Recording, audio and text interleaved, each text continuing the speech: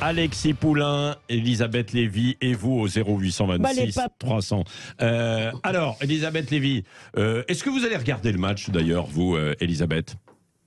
Si je sais pas. Bon, à vrai dire, je pense. Je pense que je vais avoir du mal à l'éviter, voyez-vous. Ah bah non, bah attendez, vous n'êtes pas obligé. Vous pouvez couper la télé, vous pouvez regarder, aller au théâtre, vous pouvez faire autre chose, vous pouvez lire un bon livre. Non, ce soir, aller au théâtre, c'est pas possible. Mais en fait, je suis invité chez des amis et je crains qu'il y ait le match.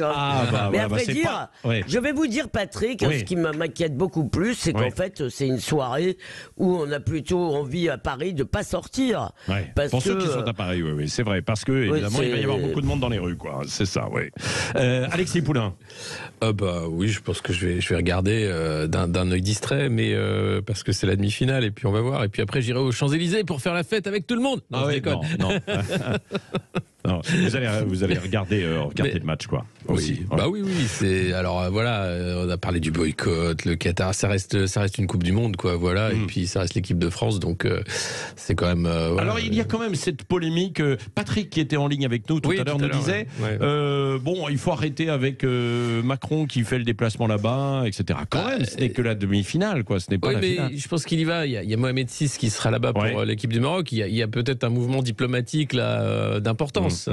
Puisqu'on sait que les relations sont un peu tendues entre la France et le Maroc sur notamment le côté des visas et la suite de la politique migratoire. Et il y a Gérald Darmanin qui a mis la loi sur les rails déjà. Donc c'est à mon avis une occasion importante pour que Emmanuel Macron rencontre Mohamed VI. Oui, c'est ça. Et il y aura beaucoup de Marocains puisqu'il y a, je crois, 13 000 billets qui avaient été proposés, distribués gratuitement au Maroc pour que des supporters. Votre auditeur a dit 7 000 tout à l'heure. Mais ce que j'ai vu, j'ai vérifié un petit peu et j'ai vu que la Fédération marocaine a opéré la distribution gratuite de près de 13 000 billets sur un parvis dans l'optique de cette demi-finale. Vous voyez, donc après il faut quand même payer le billet d'avion. Enfin, je ne sais pas s'il y avait des sponsors aussi, mais d'où les 50 000 personnes qui seront 50 000 Marocains qui seront dans le stade. On va parler, moi, quand même, je trouve que Emmanuel Macron aurait pu se dispenser d'aller à la demi-finale. Voilà, c'est ce que vous dites. Je trouve ça quand même un peu exagéré. Il va faire un aller-retour parce qu'il rentre après. Ah oui, il y a un petit bilan peu de boulot carbone, à Paris. Bilan carbone. Et puis après, il n'y retournera peut-être pas, puisque la France n'est pas certaine d'être effectivement, comme nous le disait Christian Champierre tout à l'heure, en finale face à l'Argentine de Lionel Messi. Autre sujet dans l'actualité, 0826 300 300, c'est Sonia de Perpignan qui est avec nous sur Adrien Quatennens. Bonjour Sonia. Bonjour Sonia. Oui, allez-y. Oui, au sujet de M. Quatennens, ce n'est pas que j'excuse la gifle, mais je peux la comprendre. Voyez-vous, rapprochez-vous, Sonia, rapprochez-vous de votre téléphone, on ne vous entend pas très bien. Je ne sais pas ce qui se passe. John fait les réglages. J'avais mis le haut-parleur. Non, ne mettez pas le haut-parleur. Ne mettez pas le haut-parleur. Non, je l'avais mis, je l'enlève. Voilà, c'est ça. Oui, alors vous disiez, Oui, on en fait tout un plat. Alors pour la droite, c'est du pain béni, cette histoire de gifle. On ne sait pas ce qui s'est passé dans le couple. Il dit qu'elle l'a menacé de mettre fin à sa carrière politique. Elle allait le nuire. Elle allait nuire à sa carrière politique. Donc il se peut, on ne sait pas ce qui s'est passé. Excédé, il lui a donné une gifle.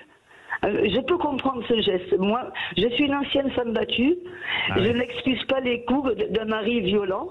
Par contre, d'être excédée sur le coup de la colère et la gifle, elle part.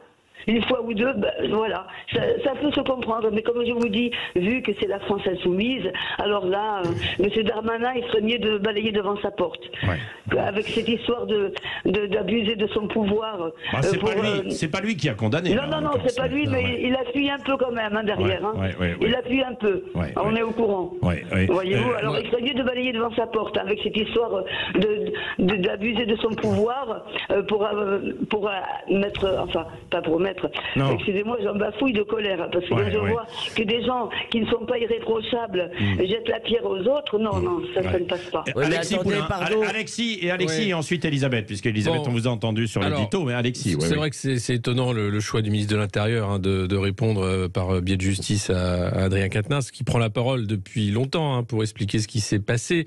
Voilà, c'est une affaire importante parce que elle marque une rupture hein, au sein de la France Insoumise, parce qu'il y a une partie de la France Insoumise qui ne comprend pas le choix de la direction de ne pas mettre à l'écart Adrien Quatennens et de manière définitive. Et puis, ça risque de provoquer une scission politique, tout simplement, hein, parce qu'au-delà de la NUPES, hein, qui déjà, on voit bien, le PS est gêné, ELV est carrément outré de la façon dont la France Insoumise gère cette affaire, mais le Discord Insoumis, par exemple, qui était géré par des jeunes insoumis pour faire beaucoup d'actions militantes sur les réseaux sociaux, a annoncé qu'ils arrêtaient toute action. Donc on voit bien qu'auprès des militants, c'est quelque chose qui passe pas du tout.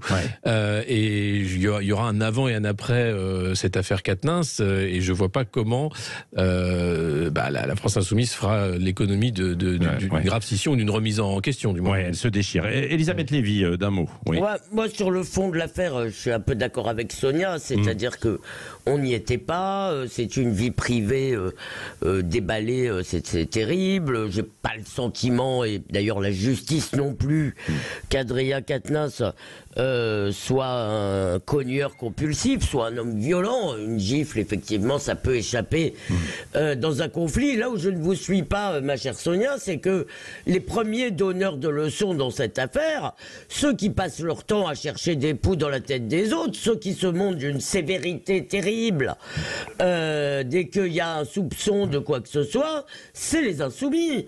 Donc moi je ne fais pas partie des gens... Non, mais moi je parle d'avant. Avant, c'était pas une partie. Hein. Avant l'affaire Quatennens, c'était le festival de la vertu chez les Insoumis. Alors moi, attention, je ne fais pas partie des gens qui disent tant mieux, ça leur retombe dessus, parce que je pense que ça va pourrir le climat pour tout le monde. Je pense que ce qui arrive à Adrien Quatennens peut arriver à n'importe qui, en fait. C'est-à-dire que vous voyez, et je trouve que la peine, au-delà des 4 mois, etc., de voir chacun qui s'arroge le droit d'avoir une opinion sur votre vie privée, ça c'est terrible. Voilà. Donc, merci Elisabeth Lévy, Alexis Poulain. Donc pour les débats, ça va se poursuivre dans un instant. Donc mettez-vous d'accord chez Valérie Expert jusqu'à 10h avant de retrouver la partie média, et puis Jean-Jacques Bourdin et André Berkoff.